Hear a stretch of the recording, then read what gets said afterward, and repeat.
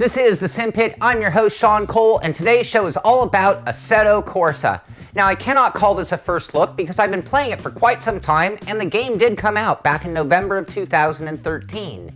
I also can't call it a review because this is still an early access build of the game, and there's still new content and updates to the sim coming out all of the time. But with that said, Assetto Corsa has seen enough advances, and I've had enough people inquire about it that it was time to revisit the title. So we're going to be testing version 0.21 of Assetto Corsa, which is available as the early access on Steam for $39.99. And like I mentioned, it is a work in process, and what you will be buying is early access to the game along with the updates that do come out prior to its final launch. Now, the game does come with a limited selection of cars and tracks, starting with the cars. You have the Abarth 500, a handful of BMWs from mild to wild, a few select Ferraris, even an old school 312, the KTM Crossbow, a whole bunch of Lotuses, including the classic Lotus 49, the Lotus 98T, and the Lotus T125 F1 car, a race and street version of the McLaren MP4, the P45 Competizione, a couple of Paganis, and the Tatuus Formula Abarth. The cars are incredibly detailed both inside and outside, and we're going to cover that more later in the show. Moving on to the tracks that are included in Assetto Corsa, there's a nice limited selection there, starting off with the drag strip and the drifting track that is extremely cool. You have Imola, Magione, Monza, Monza 1966, Mugello, Nürburgring GP version, Silverstone with a couple of different layouts, and Vallelunga, also with two different layouts. Now that's the content that comes in the box or in the download of Assetto Corsa, but AC is also heavily moddable, which means there's a lot of different cars and tracks already available from the community that you can add to the sim once you own it. When you first start up Assetto Corsa, there is no fancy intro video. It just launches into the UI with a fairly simple layout to choose your path. You have special events tab, a main menu, and two locked features, career and themes and modding. This is your first indication that AC is not yet at 100% finished. When you go to the main menu, you go to sort of your own homepage. It shows off the latest AC news and it has some of your own personal stats. From here, you can access the settings menu, your replay folder, and also switch to the drive tab where the fun is really to be had. The other way to get right to the fun is to have picked the special events tab, which takes you to the drive tab as well. The drive tab is where it all really happens in Assetto Corsa. You start off with practice mode, which is very simple to understand. Make your car, your track selections, click one of the two start buttons, and you're up and running. The next tab is the Challenges tab, and right now in the early stages of AC, this is easily my favorite place to play in the game. Here you have Hot Lap mode, where you pick your car, pick your track, change the settings to the way you want it to be run, and start running. It will put you against your own ghost card and record your best lap times. Special events. These are very cool challenges that are very typical to the more gamey type driving sims. There are all sorts of different types of events that basically pay you in trophies or achievements for obtaining certain goals. There are a variety of different challenges like drag racing, drifting, racing events, and even time attack events against the clock. Now you can also go directly to the time attack or drifting mode here and pick any car track combo that you desire instead of the predetermined ones in the special events area. The next tab is the race tab. Here you can set up a race against the AI in a very cool way. Click on Race Weekend, and then Assetto will take you all the way to the green flag with your next selections. Pick your car, pick your track, then pick your opponents. You can also make adjustments to the sim like time of day, temperature, time multiplier, practice length up to 90 minutes long, qualifying time up to 60 minutes, and race length up to 10 laps regardless of the track length. The next tab is the online tab for multiplayer racing. The moment you get here, you are warned that this part of the sim is still in alpha phase and was actually just fairly recently added to the sim. Now before I get down to the driving aspects of Assetto Corsa, I want to focus a little attention on the user interface. Now the best way to do that is by going to the Options tab. Assetto has gone out of their way to simplify certain settings. There are not a million graphical tabs to interpret and try. The same is true when it comes to the wheel settings and the audio tabs. Again, fairly simple and an intuitive layout. You're not going to need to be a computer guru just to work your way through Assetto Corsa and get up and running. So now I really want to break down this sim or game category by category and talk in detail about each element of the sim, starting off with the graphics. Now the graphics in Assetto Corsa are very good. There is an incredible amount of track detail, depth, and even a sense of speed. With my system, which is an i7 with a GTX 690 video card and 16 gigs of RAM, I was able to play Assetto Corsa in medium level graphics with pretty good frame rates. When set at medium graphics, there are still plenty of trackside objects to see and use for track memorization. At this level, there was still a hint of anti-aliasing going on mostly on the white lines or fences bordering the track, but not to the point of distraction or taking your eyes off of what they are supposed to be looking at. Another great aspect of the graphics is the way the tires will pick up debris from off-track moments and then shortly clean them off again as you get up to speed.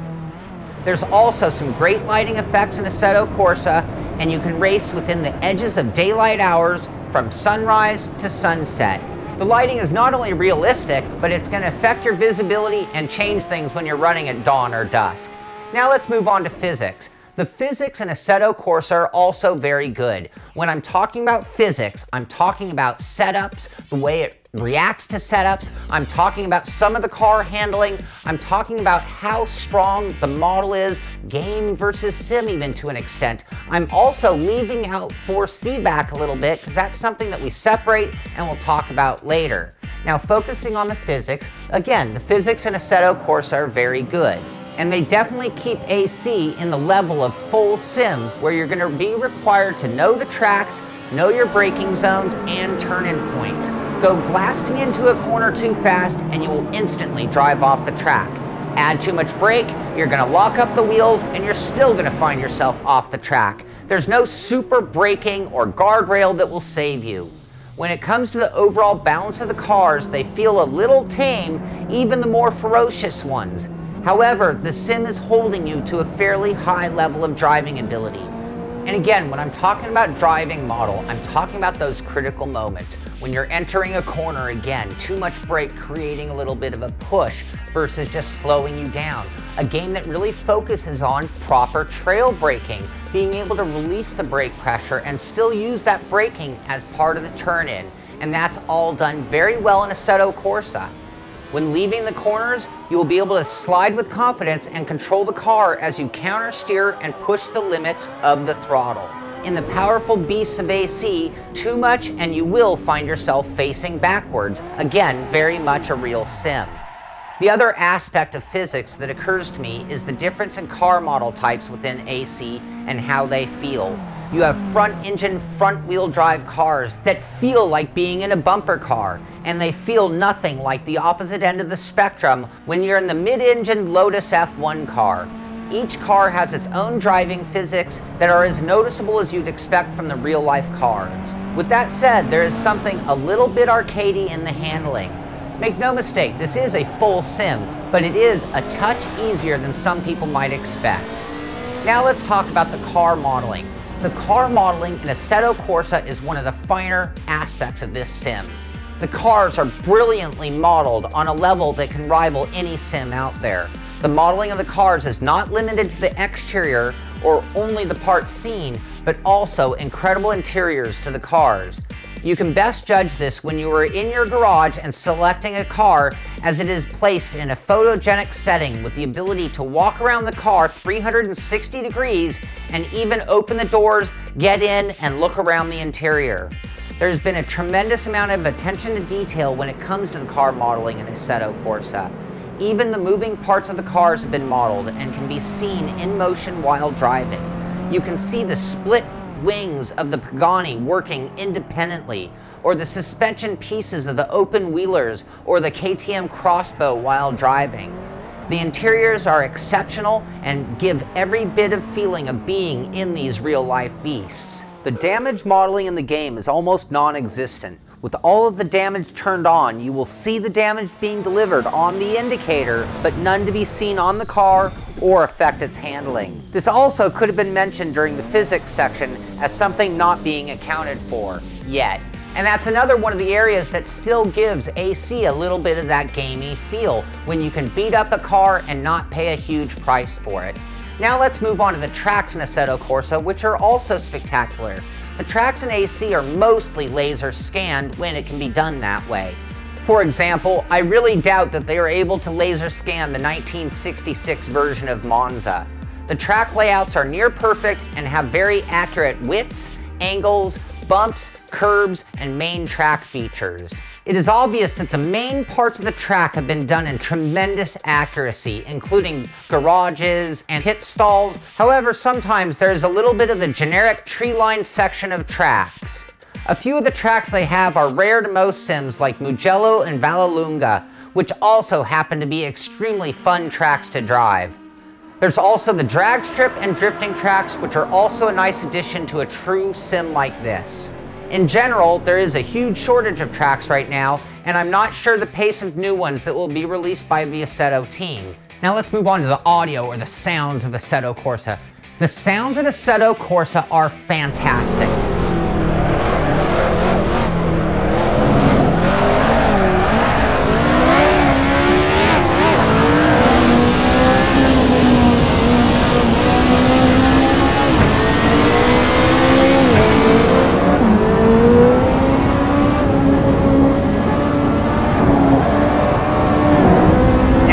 I'm not going to say that every single car is perfectly mimicked, but what I am saying is these sounds are vibrant and they are thunderous sounds, and when you get in, it's hard not to get an ear-to-ear grin just as you start revving the engine of most of the cars.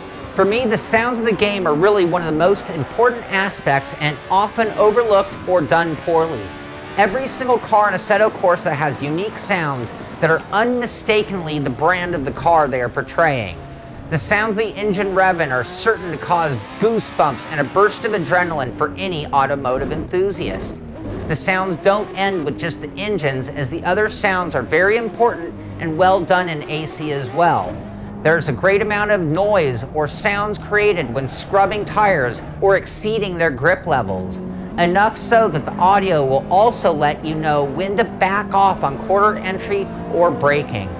And when you do push too far and end up in the dirt or in the grass, you're met with the most annoying and realistic sound of debris being picked up by the sticky tires and being flung up into the underbody of the car. So let's move on to force feedback, and force feedback is another one of the highlights of Assetto Corsa. I remember years ago when I first tried Live for Speed, I was blown away by the force feedback and how when I got in, I just felt comfortable right away. And when I tried Assetto Corsa, I got a flashback to that moment. There is something very natural about the force feedback, and I think they put a lot of effort into making it feel like a real car. I think at times they even downplayed the physics a little bit and put more focus on how the wheel felt in your hands while driving. And that's very important to most people when sim racing. There is no sensation of driving on ice, as you will feel tremendous pull on the wheel when overdriving the car. When most sims leave many of the smaller effects at a bare minimum, Assetto Corsa has pumped things up. When you lock up the brakes, you feel it strongly in the wheel. And there's really no mistaking it for any other effect or feedback from the car. When you start to slide, the wheel immediately loosens up until you catch the wheel at the point of traction of the car. The force feedback in Assetto Corsa is very enjoyable and actually added to the overall fun of the sim. And it's also one of the parts of the sim that's going to keep you coming back for more fun. Now let's move on to user interface, and with this, there's a little bit of good and bad. And I can see that this is an area that's going to see some improvement over time from Assetto Corsa. The overall user interface is built in the direction of being easy or non-intimidating, which for a PC sim is rare. The layout is simple, however, you will have to go through several layers or screens to get to what information you are trying to adjust. Certain options can actually be a little tricky to find, but that is to be expected with any new sim. What I do like about the user interface is that when it comes to picking events, it feels more like a console than a PC sim. With cool award-based challenges and practice or race sessions started as simply as picking your car, track, and launching. I've had a few hiccups with the game being confused about triple screens and putting menus on the left and then switching it to the middle when I get to the garage. However, once I get to racing, everything is perfect. Now let's move on to the AI, the artificial intelligence, the computer-controlled drivers, or whatever you want to call them. Assetto Corsa does a pretty good job of this. This is an area that can be tough to do. The AI in Assetto Corsa are plagued by the same problems of being a touch too nice when you're determined to ram them or drive them off the track with no race etiquette. But at times you can expect some of the same from them. I have been rear-ended by more than a few of the AI cars in AC, and I guess turnabout is fair play. For the challenges, the AI have 4 different levels of ability, and I have found that at hard level, I am challenged to win a 3-lap race. Running at alien level, I was constantly challenged by the top AI, and once things were spaced out, I wouldn't have even known I was running against the AI, just faster drivers. You will also see the AI racing themselves and making the occasional driver error. Now, if I had done this just a month ago, multiplayer wouldn't even be a topic of this show. Multiplayer is one of the most recent additions to Assetto Corsa, and admittedly by them, it's still in their beta form. Even when you launch it, you're served a notice warning you that certain things still haven't been worked out. Once within the multiplayer section, there's a simple list of servers that are open or scheduled to run. There are a few filters to help you make your selections. Once you are within a race room, it gets a little stranger. I found myself a little lost, and it's a bit unclear which session you are in and when the race will actually begin. When on track, the door-to-door racing is also strange, with cars ghosting over each other and racing rules not really being applied. Again, this was the most recent addition to the sim, and at this point it allows you to play with your friends, run against humans, and possibly race in a very planned and organized group. But at least it's here, and obviously something still being worked on. Now let's move on to fun factor, and Assetto Corsa is a ton of fun on a very limited basis. The driving is tremendous fun, and so are some of the visuals that will be loved by the true automotive enthusiasts, like the 360-degree view of the cars. The special events are a lot of fun, and I found myself going after certain events over and over until the goal was achieved and I got my badge on that event. I also really enjoyed the diversity of the cars that were within AC and the pleasure of being able to drive certain exotics or historics or the go-to modern race cars, and that's what makes AC a great track day sim. Unfortunately, there is a limited amount of those special events, and it seems to be a majority of drifting ones. So soon enough, I was out of events, goals, achievements to go after, and that did put a slight cap on fun factor for me in the end. Now let's move on to bang for a buck. Assetto Corsa right now is a little bit light on content. You have a limited amount of cars, limited amount of tracks. There's also certain aspects of the game not implemented yet, like the career mode and a more race-friendly multiplayer. However, those are to come. And right now they are still running a $39.99 early access version of the game, and that is very inexpensive. In addition to that, the game can be heavily improved with content from the modding community and increase its value immediately, making it very worth the $40. Now this is the part of the show where I normally go into the good, the not so good, and the bottom line. But I feel like in this show I've already done a really good job of telling you everything good and bad, category by category about the sim. So in an attempt to not be redundant, I'm just going to move into the bottom line. Now, Assetto Corsa has clearly taken a step in their own direction, and it's a nice diversion from the norm when it comes to the PC sims currently available. For a long time now, I've desired a sim on the PC that resembled Forza or Gran Turismo, but at the same time didn't take the PC sim too far to the gamey side. I think Assetto Corsa has done a great job of doing that. This comes down to having a fun user interface, adding events and challenges for fun factor, and still maintaining the type of physics that a hardcore sim racer will respect. Now, when it comes to physics, I also want to bring back the topic of force feedback. And I talk about physics and force feedback separately, but there's no way to really fully separate them. They go hand in hand. But I do feel like Assetto Corsa started with what you feel at the wheel, and that was the highest priority, and then everything else was making sure the physics were going to work with that and maintain mostly sim aspects, but never lose that feeling in the wheel. And that's the way I feel they designed it. Maybe I'm wrong, but that's the way it seems to me. I'm not taking away from the level of sim that it is. I'm just saying their priority was feeling first, sim second, versus some others' approach, which is sim first, feeling second. This could even mean a little bit of driving aids built into the sim, making it a bit more drivable and easier right out of the pits. And I think that anyone that's a fan of Netkar Pro will know exactly what I'm talking about. The other thing that Assetto Corsa offers, and I really hope they keep adding more and more to, is the single-player challenges, another void in the world of PC sims. I hope that when they add the career mode, that it's well thought out and that it adds hours of enjoyment to the game. And adding more special events would be an easy way of expanding on what is already great about Assetto Corsa. And to top off what will one day be an extremely full of content sim is the ability for modding. Having a strong modding community behind the sim is what can give it years and years of longevity. It is the kind of thing that the community can build upon the community, and the sim can go beyond what the developers can provide themselves. Sometimes this even means sidestepping licenses, regardless of what your opinion on that is, good or bad. Now, Assetto Corsa has made it easy for the modding community, and there are already a ton of good mods, tracks, and cars available for the game. For many years now, the PC sim racing world has needed that crossover sim. A sim that we can recommend to the console guys when they come over that they can try out first. I think Assetto Corsa is that sim. It's a combination of an ease to play, an ease to drive, a natural feeling, and it's the kind of thing that's going to make them happy with PC sim racing, and once they are PC sim racers, we all know there's no turning back. So I'm very optimistic for what the future has in store for Assetto Corsa.